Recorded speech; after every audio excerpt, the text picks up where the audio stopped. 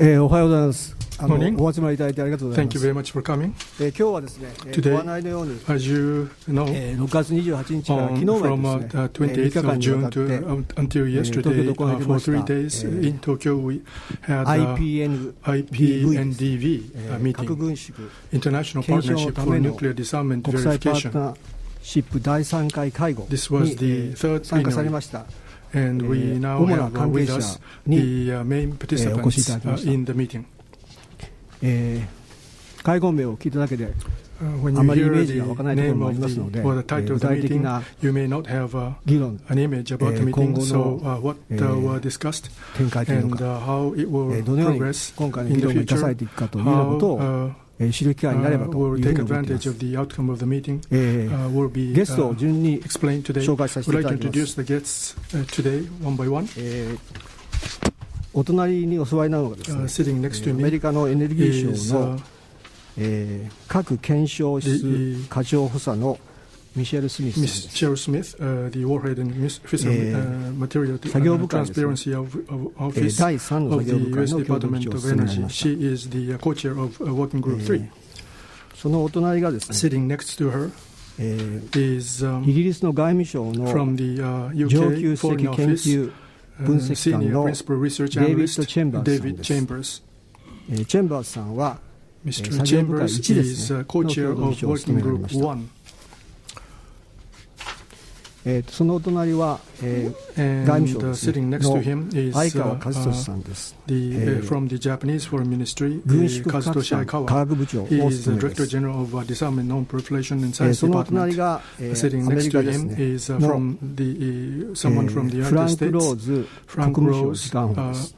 the Assistant Secretary of そのお State. 隣が Sitting next to 同 him じくアメリカで is すね、 again from the United States.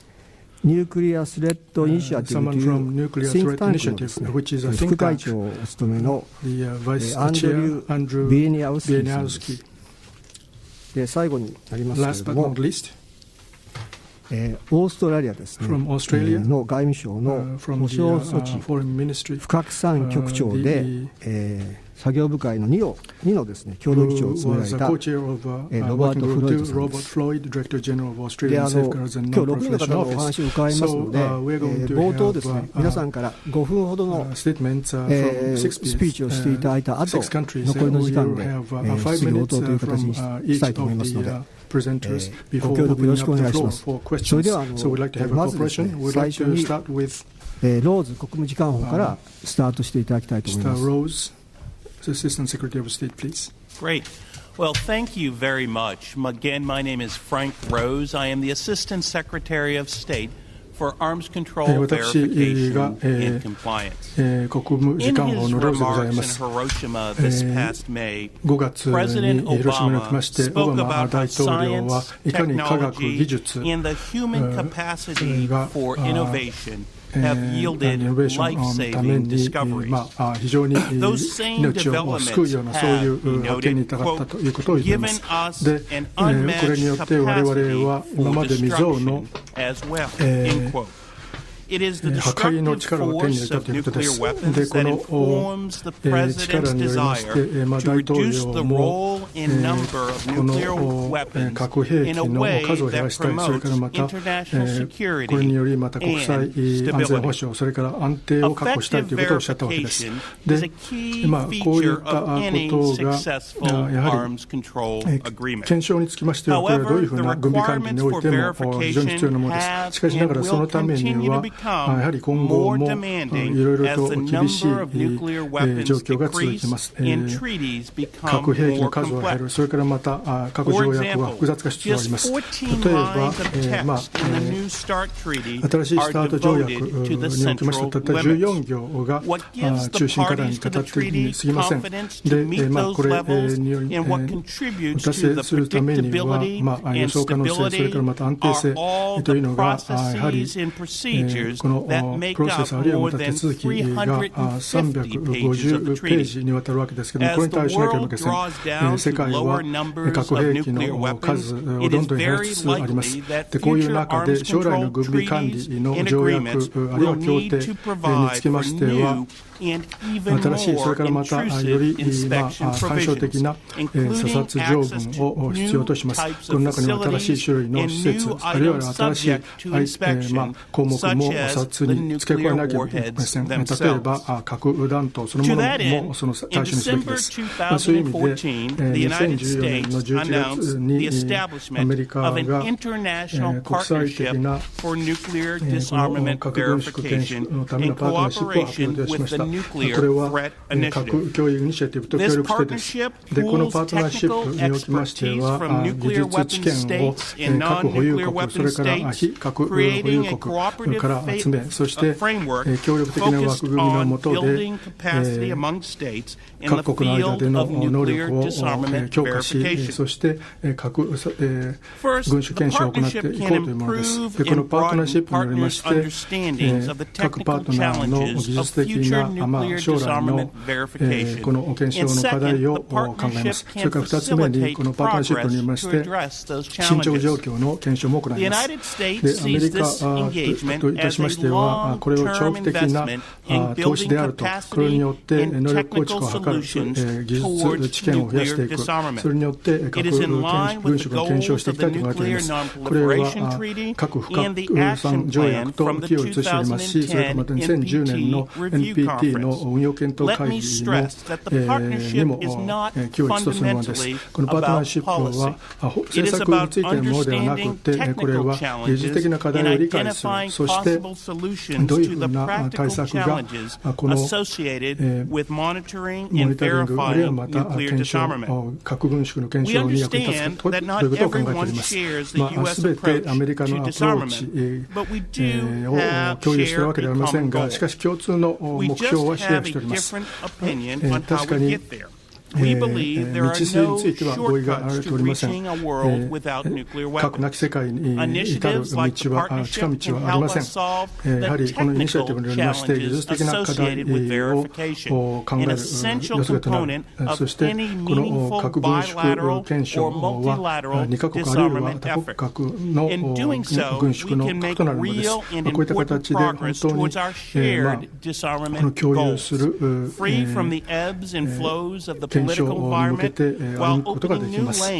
これによりまして、多国間の協力を通じ、そしてこうした目標に向けていきたいというふうに考えております。ですから、このパートナーシップの作業は非常に重要なわけです。IPNDV はフォーラムとして、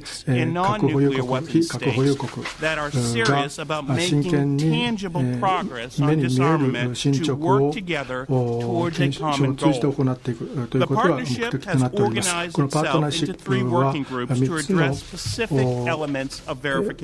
作業部会からなっております。これが背骨となっております。ここで実質的な作業が行われます。この作業部会は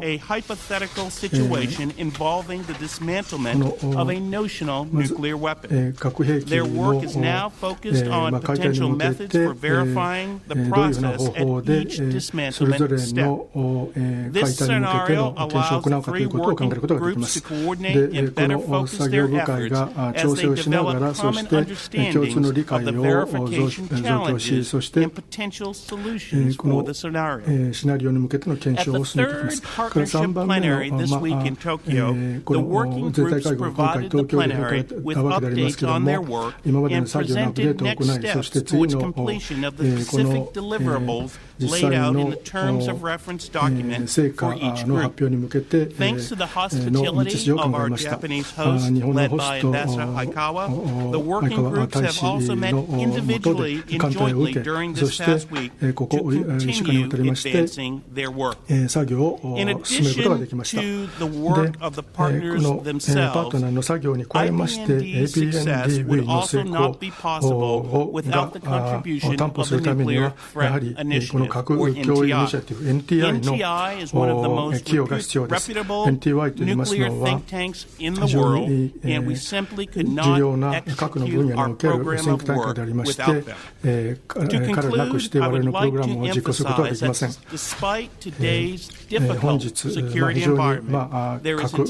境については難しい状況がありますけれども、しかしながらやはりこれから重要なこの作業を行って、そして基礎を固め、そしてさらなる進捗を向けてこの核軍縮を推進できたいと思います。で、これは我々もコミットを持って世界、核なき世界を達成していきたいと思っています。この目標はオバマ大統領が2009年プラハにおきまして最初に述べたもので、そしてまた5月にも広島におきまして再確認しております。で、現実的なアプローチを核軍縮に向けて取ることによって進捗を遂げることができます。この IPNDV は今後の追加的な進捗の推進に鍵になると考えております。ありがとうございました。それではありがとうございました。次にですね、ビエニアウスキさんお願いします。どうもありがとうございます。皆様おはようございます。このように機会をいただいて大変光栄です。私の方からは4つまとめとして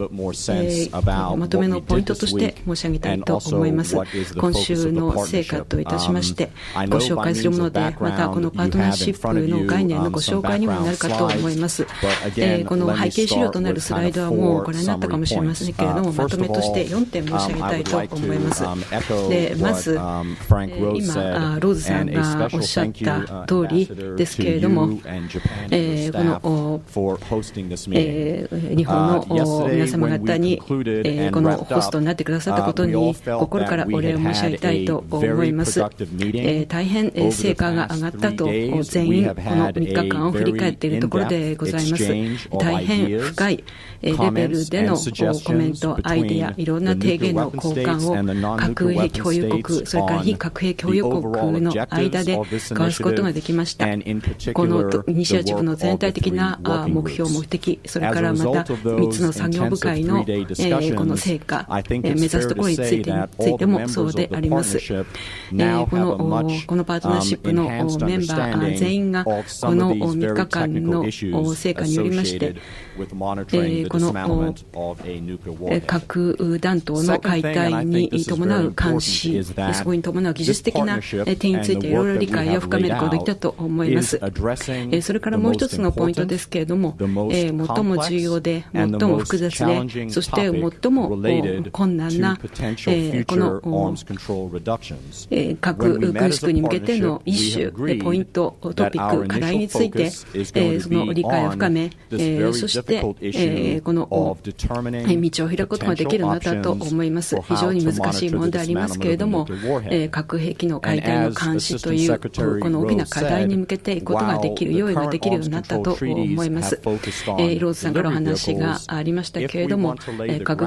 この核弾頭、それからまたこ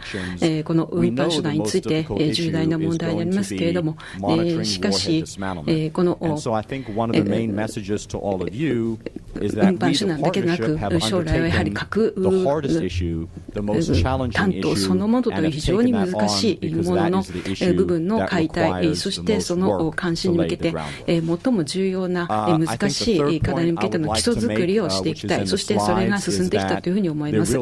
それからもう一つですけれども、非常に進捗がこの15ヶ月あったということも指摘しておきたいと思います。今回のパートナーシップは2015年の3月に立ち上がったものでありますけれども、今まで何回も全体会合を開きました。4回目がアラブ首長国連合で今年末に向けて開かれることになっております。産業部会ワーキンググループは3つ作られております。そしてチャーター検証、そして付託事項、Terms of Reference も合意がされております。作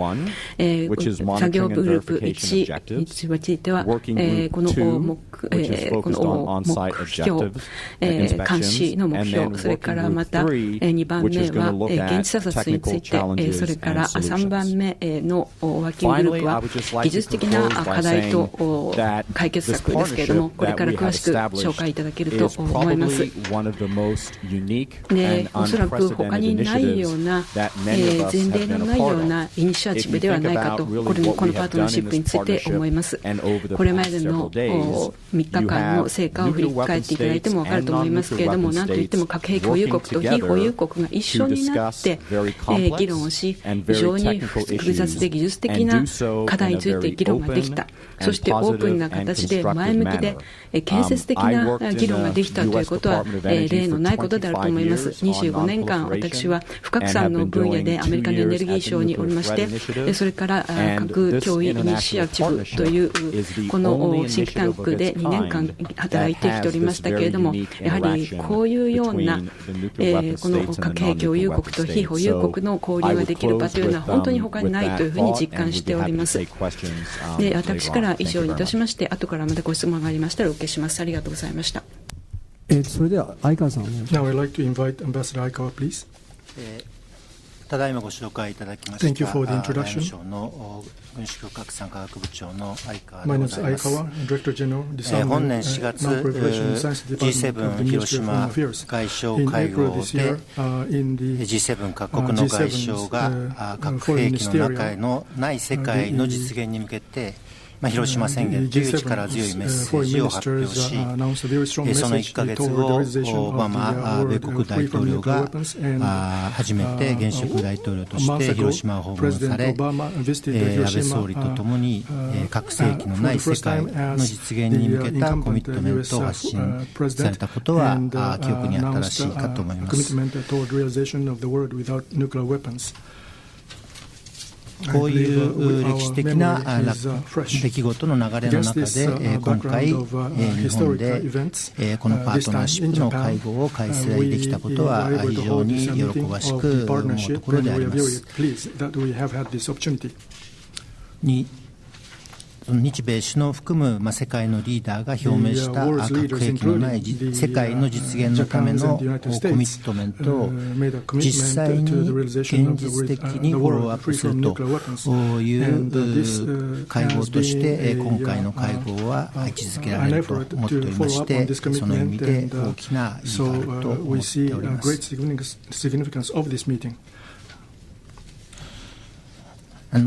核軍縮の検証といいますと、技術的な面が多いかと思われる方もいるかもしれません。しかしながら、核軍縮の検証は、各国が確信を持って核軍縮が進んでいるんだということをしっかりとお互いの信頼を確かめるために不可欠なプロセスであります。現在はこういう核軍縮検証の体制の確立はまだできておりませんが、将来的に核のない世界に近づいていく段階において、こうした検証のプロセスは不可欠なものになってきている、不可欠なものであると確信しております。日本はもちろん核兵器国ではありません。そうした日本としてどういう形でこのプロセスに貢献できるのかということは我々が模索しているところであります。ただし日本は原子力の先進国として非常に高いレベルの知見を有しておりますし、それから化学兵器禁止条約、それさらには核兵器包括的核兵器核実験禁止条約といった検証体制において知見を有しております。そうしたことを背景にいたしまして、今回の会合というかこれまでのプロセスにおいて秋山一郎平和安全保障研究所研究員、秋山先生は化学兵器禁止条約機関 OPCW の元査察局長であられます。それから原子力研究開発機構の富川博文さんにもこのプロセスに最初から参加いただいて、日本としての知見を各国とも共有していきたいということにおいて、貢献していただいているということであります。核軍縮は一夜において、成し遂げられるというものではありません。しかしながら一歩一歩核のない世界に向けた取り組みを進めていくということは日本政府の方針でもありますし、まさにこの取り組みはそうした我々の取り組みと軌を一にしているものと考えております。以上であります。それではチェンバーズさん。Thank you very much. Now, Dr. Chambers, please. Thank you very much. どうもありがとうございます。デイビッド・チェンバーズと申します。ワーキンググループ1の共同議長をしております。監視と検証の目標を設定するというのが狙いでありますけれども、その中で核兵器のライフサイクルの中でキーとなるところに注目いたしまして、特に何がそれぞれ必要なのか、特に核兵器の配備、保有、解体、処分、これは核弾頭、それから解体から生ずる核物質の処分まで入るというワークサイクルを見てまいります。特に核弾頭の解体に伴うところが重要でありますけれども、検証に関わる今までの経験から学ぶことが重要であります。例えばイギリスとノルウェーが核弾頭の解体に関わるイニシアチブをやっております。それからまたアメリカとロシア、それから IAEA によるこのイニシアチブも行われております。これらから学ぶということがまず一つで、それによりましてメンバーはこういった問題があり得るのではないか、こういった対応策があり得るのではないかということに関して理解を深めることができました。で特にメンバーといたしましては、この政策バックグラウンドの人、技術的な人も入っております。ですから核兵器保有国、それから非保有国からの経験を持ち寄り、そして検証の中でどのようにこのアシュアランスを確保できるのか、そのような検証の在り方はどうあるべきなのかということを議論してまいりました。特に4つの分野を見てまいりました。で例えばこのターム、用語、言葉、それから目標は検証においてどうあるべきなのかということ、それからこれまでの検証のイニシアチブからの教訓、それから例えば化学兵器禁止条約であるとか CTBT などいろいろな他の例からの教訓を学ぶということもやってまいりました。でそれからまたこの検証査察体制のアセスメント、それからまたどのような専門性やこのリソースが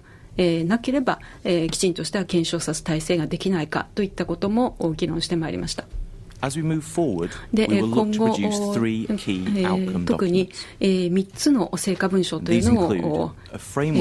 想定しております。まず枠組み文書ですけれども、これは検証の原則について述べるものであります。でこういった要件がこの監視とそれから解体に必要ではないかということも明らかにする文書を作ります。それからまたキャパシティマッピング文書というのを作ります。それが今どういうスキルがあるのか、でこういうのを応用すれば、検証に使えるんではないか、それから足りないところはこうなので、こういうふうにじゃあそういう能力を開発していかなければいけないというのを明らかにしていきます。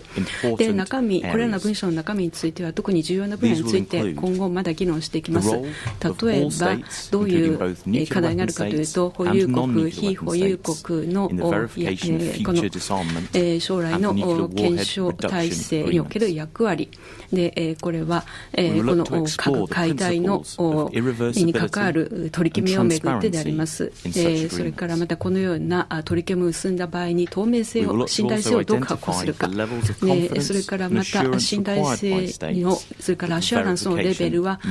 どれだけこの検証に関して査察活動に関してあるべきかというようなことも明らかにして議論してまいります。でそれからまた検証に関わる教育ももっとしなければなりません。すなわち政府、学会関係者、それから市民社会に対して今こういったことが検証に関して必要なんだということを意識を高める必要があります。それから必要なツール、技術も明らかにすることによりまして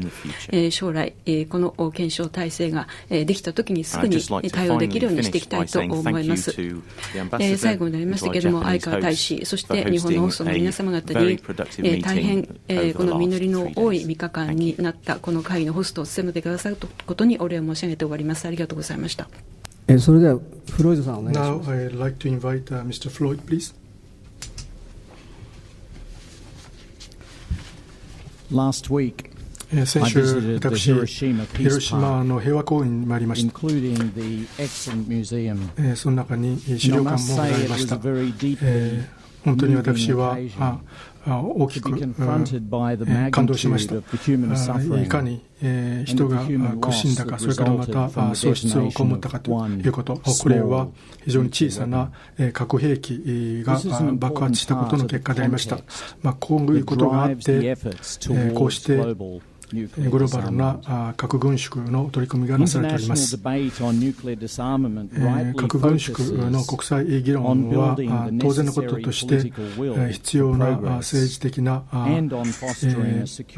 思を構築するということが重要です。進捗に取られて、それからまたそういった政治的な意思が成功するためには安全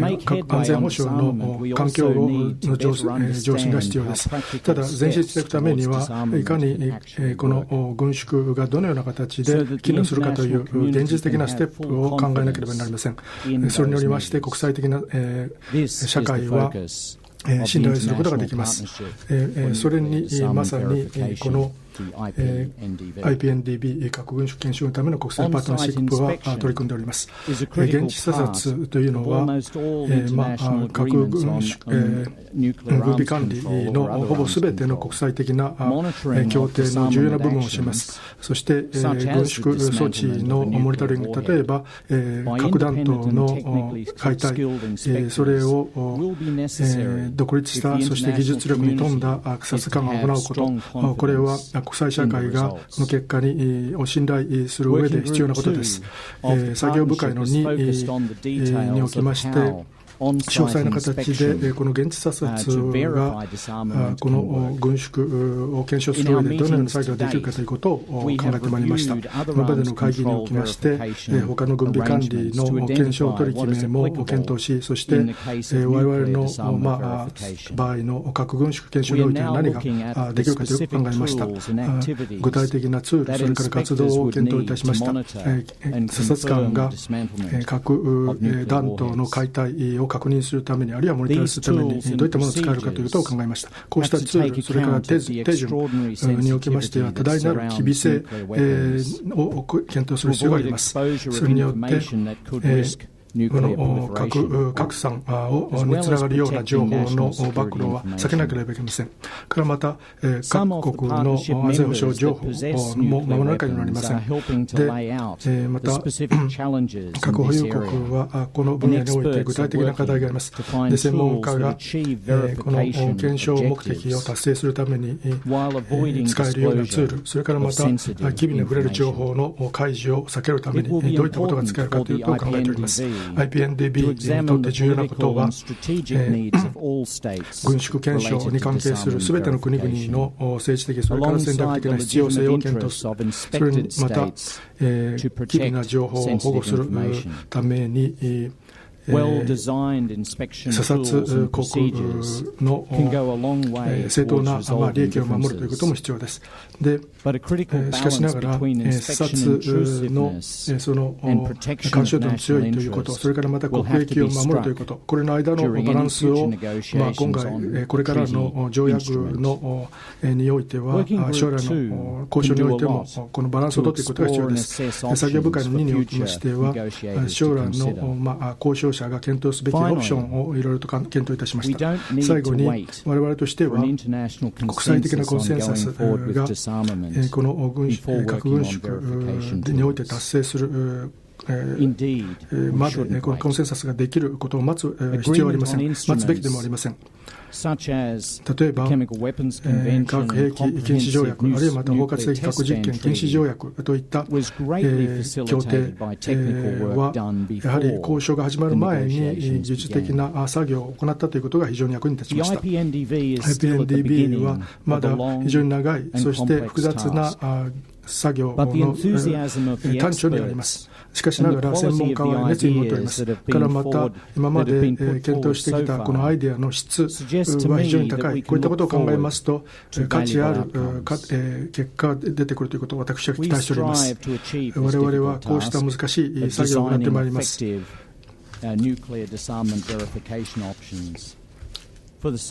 これは我々のためでもあり、また将来の世代のためでもあります。ありがとうございました。それでは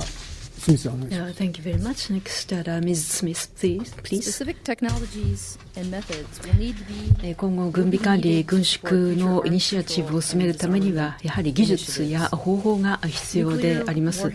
特に核弾頭の検証、監視下での解体にあたっては、いろいろな分野の共同作業や技術開発、それから運用上の実験、試験が必要であります。こういった分野に関していろいろな進展はすでにありますけれども、やはりいくつかの国にこれらの取り組み限られております。まだ問題も山積しております。で、ワーキンググループ3でありますけれども、技術的な課題と対応策というワーキンググループでありますけれども、核兵器保有国、非保有国が抱える技術的な重要な課題に対する解決策を作ろうというものでありまして、これはワーキンググループ1が作るシナリオに基づいております。で、特に核弾頭の解体のプロセス、それから解体前の監視下における保管、それから解体によって出てくる核物質の監視下での保管といったところに特に目を向けております。そしてシナリオで使えるような監視技術にどんなものがあるのかということを探っておりますし、その中で重要な要点があります。それは機微に関わる情報を明らかにすることなく、この核弾頭や核物質があるのかないのかを確認しなければなりません。で、それからまたシナリオの中でいろんな段階があるわけですけれども、そのいろいろな段階においてそのチェーンオブカスタディを確認し確立し、そして維持するための方法、効果的な方法を明らかにする。で、それからまた、このソフトやハードを使いまして適格性、申請性を明らかにするためのどういったツールが必要か、どういった戦略があるか明らかにしなければなりません。イギリスとノルウェーのイニシアチブ、それからイギリスとアメリカのイニシアチブ、それからまた、EU のイスプラにありますこの共同研究センターなどの加盟国がいろいろなイニシアチブをやっております。これらを我々はまず調べました。そして今どういう技術があるのかをマッピングをし、そしてこの解体のシナリオにおいて活かせるものがあるのかどうか、何が必要なのかを明らかにしていきます。そしてどういった技術が使えるのか、そして信頼性が高めるようなこの技術はどんなものがあるのか明らかにいたしまして、足りない技術がありましたらこういったところを将来開発すべきという分野として明らかにしていきます。そして今回は東京におきましてさらに技術評価を完璧にするために追加情報として何が必要なのかを明らかにするための議論をいたしました。そしてこれをもとにいたしましてシナリオに基づいて何が必要なのかを明らかにしていくという作業が今後続くことになります。それからまたワーキンググループにおきましてはこの核弾頭の申請性を明らかにするためにどういうアプローチがあり得るのか、例えば属性の測定、テンプレート、それからまたこの本当にこれが核弾頭なのかどうかということを明らかにするにあたって信頼性を明らかに高めるような技術に何があるのかを明らかにし、それを評価していく、それからまたこの模擬的なこの核弾頭の保管場所を想定いたしまして固有の識別とか、それから解散検知装置といったようなことに関してプレゼンテーションやデモンストレーションもやっていく。そしてチェーンオブカスタディに関わる文書を作っていきます。この他のワーキンググループのインプットをもとに我々は作業しておりますので連携しながらやっております。そしてお互いにこの協力をし合い、そしてお互いのワーキンググループからの成果物を生かしながらまた我々のワーキンググループも作業していくというプロセスになっております。ありがとうございました。それでは残りの時間で質問をですね、会場からお送りして答えいただきたいと思いますけれども、質問のある方は挙手をしてください。Please raise your hand if you have a question. We'd like to できる限り designate you, and to the 分かってい extent れば possible, どなたへの質問かということを please tell us whom you'd like to address your question, 近くのマイ and クで please be brief 質問してください。 by going to the microphone near you, and please state your name and affiliation. Anyone, please?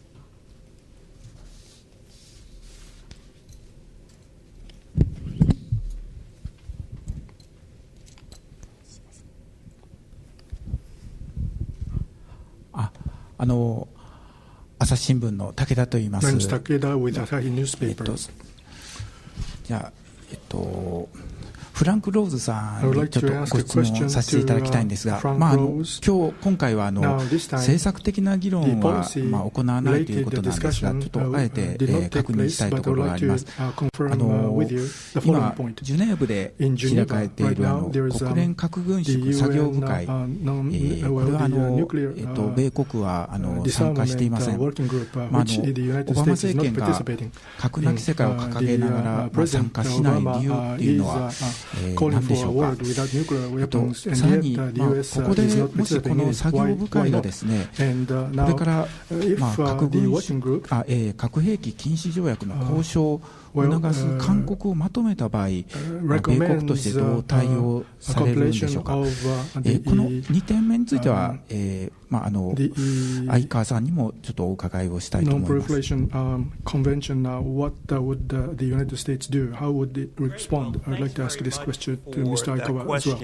ご質問ありがとうございます。おっしゃいましたように、パートナーシップの中心は技術的な対策でありまして、どうして我々、こうしてうまくやっているかというと、政治をこの技術的な議論から外したことです。そうは言いましたが、今のご質問にお答えをしたいと思います。アメリカの見方はこういうことです。要はその軍縮と全体的な安全保障の検討は分けて考えることができないということです。例えば私としては、例えば今までの歴史、核軍縮の歴史を見てみますと、一番進捗したのはその安全保障状況によって進捗が遂げられたことだけです。例えば、この核軍縮のルネサンスは1980年代から90年 and INF 上、それスタート1、スタート2条、から CTBT、CFE 条約も調印されました。これは通常兵器の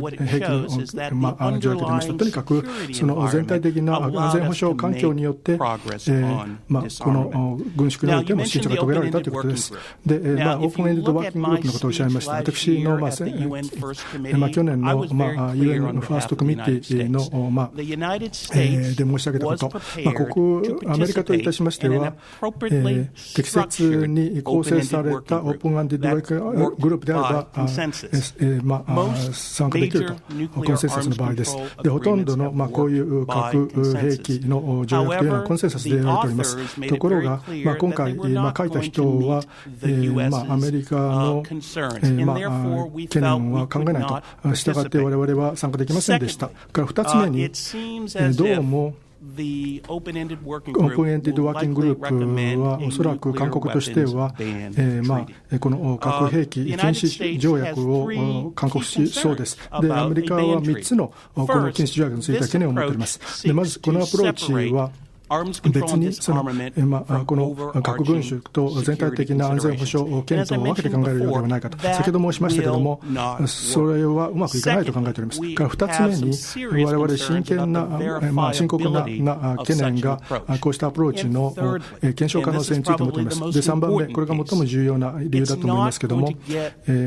おそらく各国、例えば北朝鮮とかは、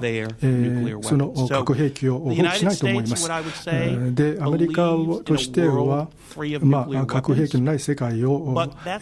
構築したいと思っておりますが、これは長期的な目標です。で、大統領が数週間前、広島でも言いましたが、おそらく、彼が生きている間は実現しないから知らないと。ただ、我々別に、長期的なこのビジョン、この禁止条約を推進する人たちのビジョンに異論があるわけではありません。我々はそういうビジョンを持っています。ただ我々が異論があるのは、そこに至るまでのステップです。我々の意見としては、唯一、核軍縮をするためには、アプローチは効果的に検証可能な、そしてまた非常に全体的な安全保障環境と非常に緊密にリンクしたようなものが唯一のアプローチであると考えております。OEWG に関します、日本の立場とConcerning the position of the government of Japan on the OEWG, as you may be aware of, we'd like to inform the world of what happened by the dropping of the nuclear weapons, atomic bombs, and with the cooperation of nuclear weapon states and non-nuclear weapon states, we'd like to promote practical the cooperation on this field. At the OEWG, which will meet in August this year, the result of the discussions there should ensure the involvement of both nuclear weapons and non-nuclear weapon states, so that the practical cooperation and collaboration will become possible. So we expect the reports or outcome document from the discussions conducive to that end, and with that in mind, we are making our diplomatic efforts. And for us, the Nuclear Weapons Convention, well, we do not deny the significance of having such a convention, and in the long process of nuclear disarmament,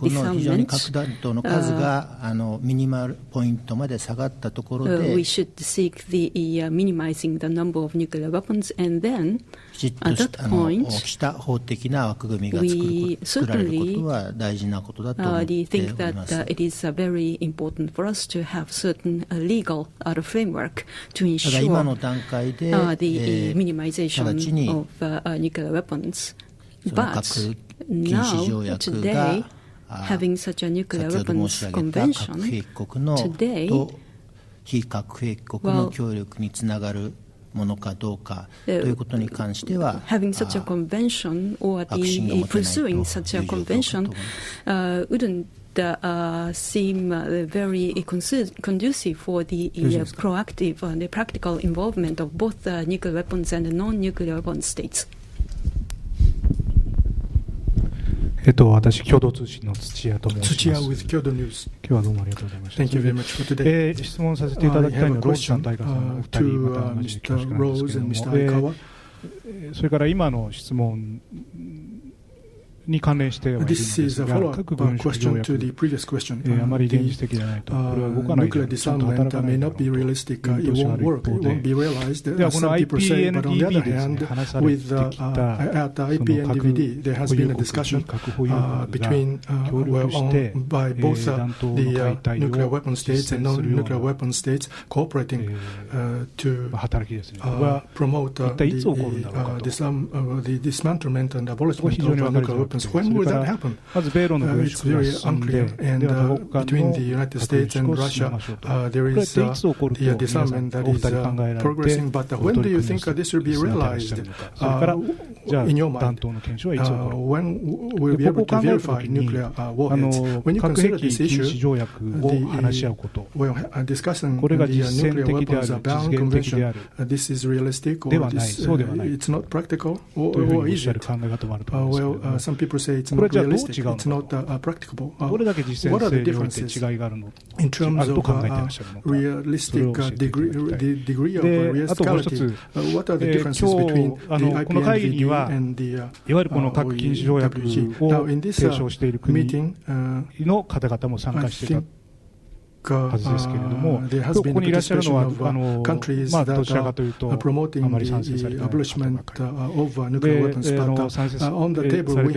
国の意見を聞くことはできないんですけれども、会議の中ではそうした核禁止条約についての話し合いがあったのかどうかとか、そこら辺お互いの間での意見のすり合わせと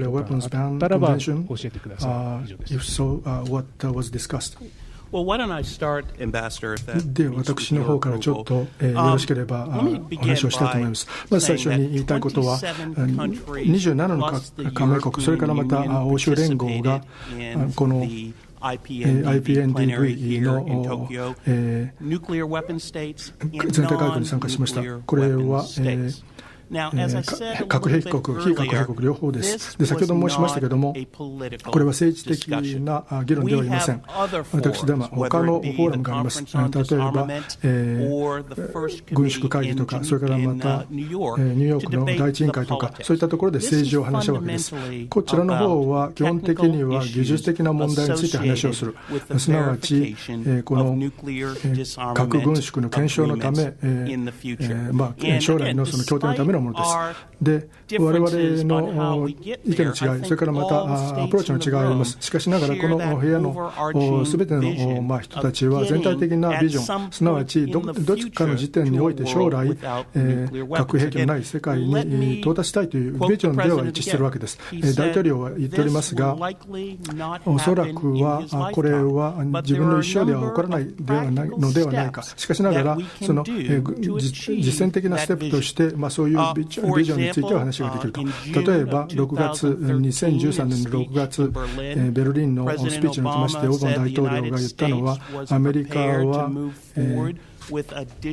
追加的な削減、それからまた実際に実戦配備されている核兵器は3分の1、対ロシアで削減する準備があると。からまたアメリカ、それからまたロシアの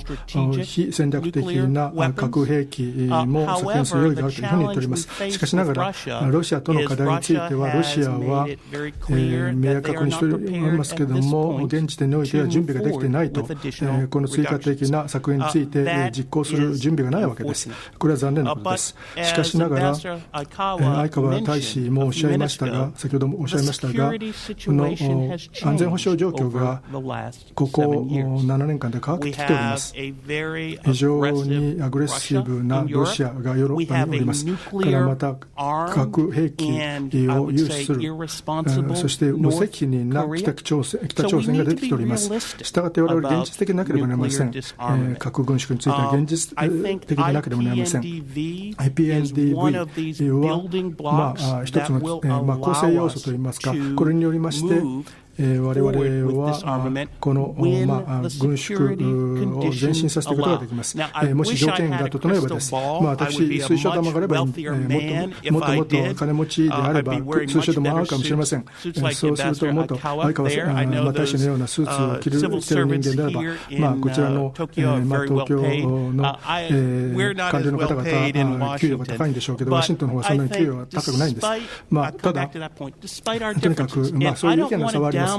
ただ、その意見の差を過小評価はしませんけれども、しかしながら相当な意見の違いが今後も出てくるでしょう。ただ、パートナーシップのいいところは、我々こうして一緒のテーブルについて、そして核兵器保有国と非保有国が一緒に話し合いをする、そして腕をまくって、そして技術的な課題について話し合うわけです。で、先ほど申しましたけれども、それからアンドリューさんもおっしゃっておりますが、この検証の課題、今後直面する課題というのは基本的には相当、今までの検証の課題とは違います。ちょっと申し上げますと、例えば既存の、アメリカとロシアの、核軍縮の状況を見ますと、その運搬手段、例えば爆撃機とかミサイルとか、あるいは潜水艦ということを見てきました。ただ、将来に見るとみますと、これから違う課題が目につきます。おそらく最も重要なものは、核弾頭そのものの検証の必要そうです。特に非戦略核兵器です。例えば2010年、でその時の決議、批准の決議、これがアメリカの上院が通過させたものでありますけれども、これは新しいスタート条約の決議でありますけれども、その時に標準が書いてあるんですけども、その中に書いてあるのは、次回、その行政府が上院にやってくる、そして我々の合意をそのロシアの核兵器軍縮条約について持ってくるであれば、それは非戦略兵器についてのものでなければいけないというふうに言っております。で、やはり核弾頭の検証というのは非常に複雑な技術的な取り組みです。アメリカにおいてもまだマスターされておりません。我々の国立研究所も検討しております。で、一つこのパートナーシップの背後にある考え方は、他の国と協議をする、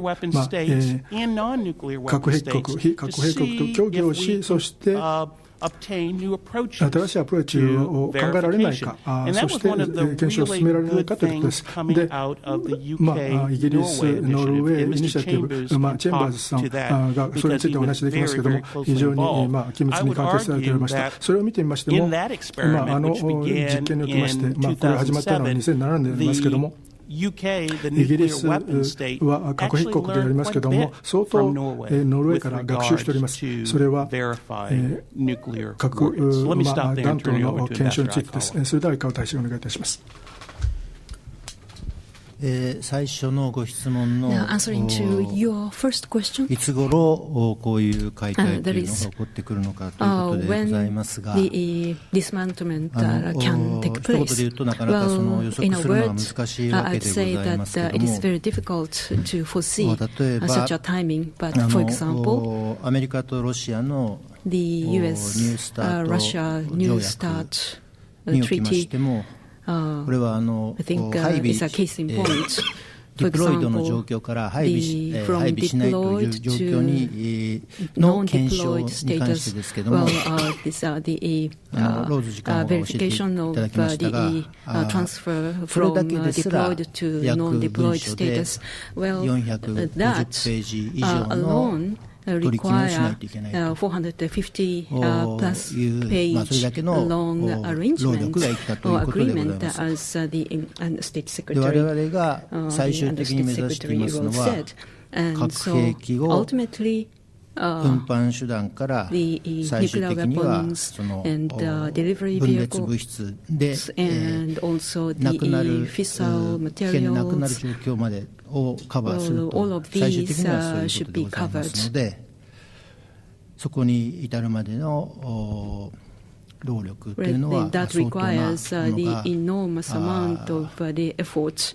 必要となってくるのではないかと、労力年月に関しましては相当なものが必要になってくるのではないかと思っております。それからもちろん安全保障環境という今現在そのスウェーデンのシンクタンクのシプリによりますと、世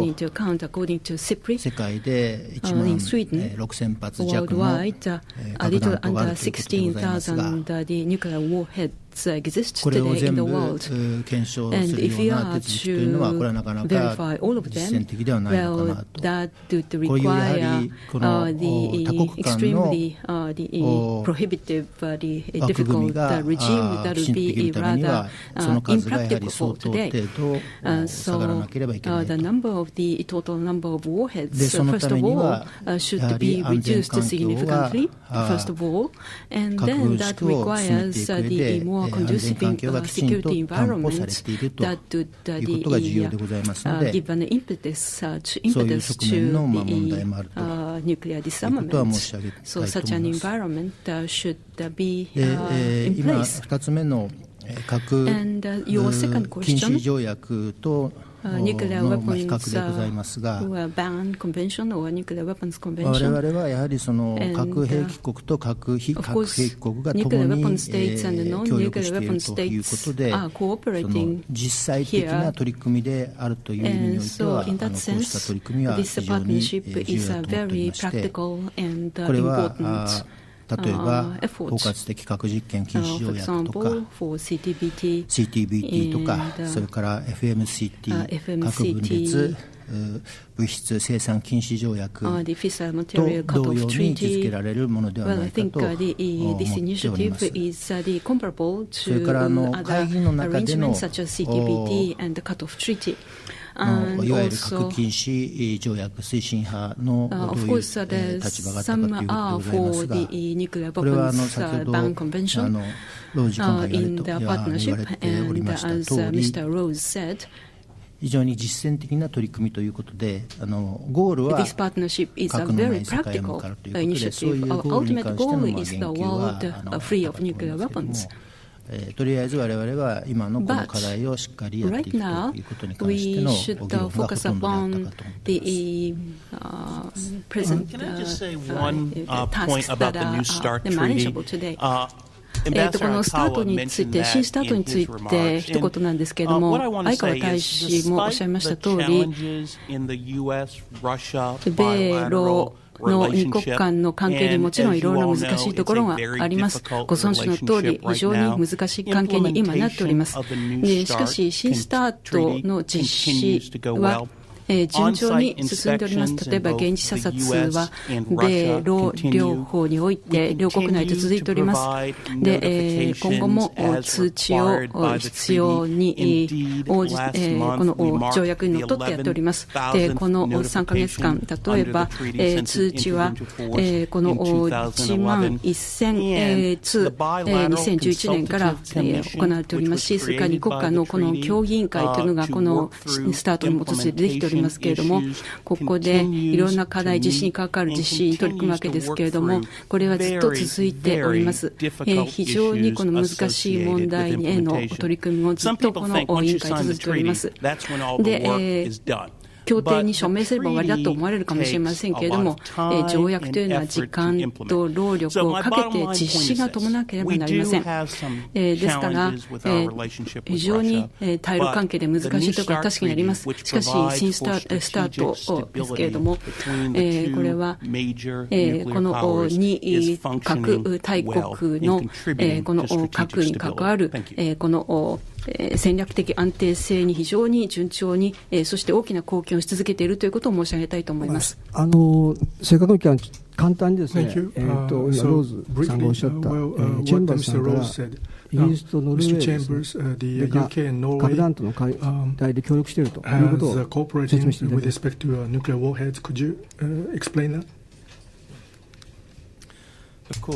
もちろん、イギリスとノルウェーは協力を始めたのはこの核弾頭の解体の検証でありますけれども、2011年で核兵器国が将来の検証にどういうふうに関われるかということを検討してまいりました。このイニシアティブをスタートしたときには、非核兵器国はその前には関わっておりませんでした。共通の認識として、もう核兵器国のみ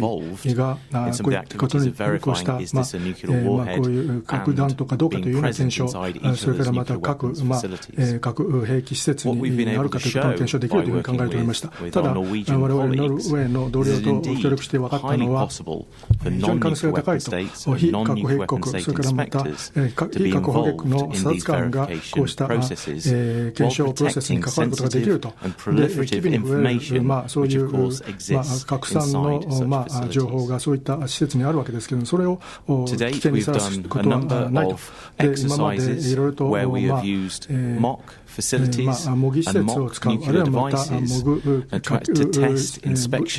使って、そしてこうした検証を行ってきております。あるいはまた技術の検証も行ってきております。また、協力して一つ、技術の構築を行っております。これは情報バリアという技術です。この技術を使うことによりまして、核兵器の測定ができます。で、その核物質があるのかどうか、それが適切な質があって、そして核兵器ができるのかどうかということも検証できます。しかしながら重要なことは、これで別にイエスかノー以外の情報は他には伝わらないということです。で、この技術、それからまたもう一つ重要なこの点につきましては、これの構築にあたりまして、両者、そのホストとそれから査察官の方が、その技術のもたらす答えを信頼できるということです。最終的には、技術は片方が出す、それから他方の方はそこから出てくる答えを信頼できなければいけないわけです。で、これが2つ重要な点ではないかと思います。イギリスとノルウェーの今までの作業の結果です。今後も協力をしてまいります。で、最近、また、アメリカ、それからまたスウェーデンとともに、4カ国のイニシアティブを始めて、この作業をさらに進めていきたいと考えておりまして、このイニシアティブにおきましても、あるいはまた、この IPNDV におきましても、さらに作業を進めていきたいと考えております。ありがとうございます。それでは時間になりましたが、あと1問だけお受けしたいと思いますけど、どなたか質問ありますか？通訳から一つ訂正します。先ほどローズさんの説明の中で通知を1万1000回というふうに申しました。すみません。11回目の通知があったということであります。My name is Warif Halabi. I'm charged of Syrian Arab Republic. シリアアラブ共和国からのフェローであります。大変重要な情報を本日いただきましてありがとうございました。シリアはfor freeing the Middle East from all destructive weapons, including nuclear 大量破壊兵器は核を含めまして中東の中で最初にすべて解体した国というふうに認められております。で、そして安保理の常任理事国からも非常任理事国にはなり、それからまた核兵器に関してでも、この非核兵器国としてdouble standards, using double standards. 核兵器、核のない地帯と推進しております。で、そして、しかし、この核兵器を持っている国が1カ国、イスラエルがあります。そして、そのイスラエルが NPT にも入らず、それからまた、この IAEA からの査察官案に対しても道路を閉ざしている、そして、調査も、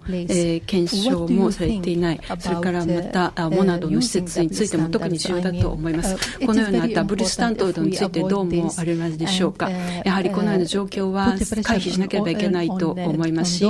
このような国家に対して圧力をかけなければいけないと思います。核兵器を持っているにもかかわらず、ドアを閉ざしている。やはり、この核兵器のない世界を作るためには、やはり対等な立場を作らなければいけないと思いますけれども、いかがでしょうか。Thank you very much for that question. どうもありがとうございます。ご質問に。 The issues in the Middle East 中東の問題については非常に複雑であります。いろいろな流れが同時にいろんな方向に流れております。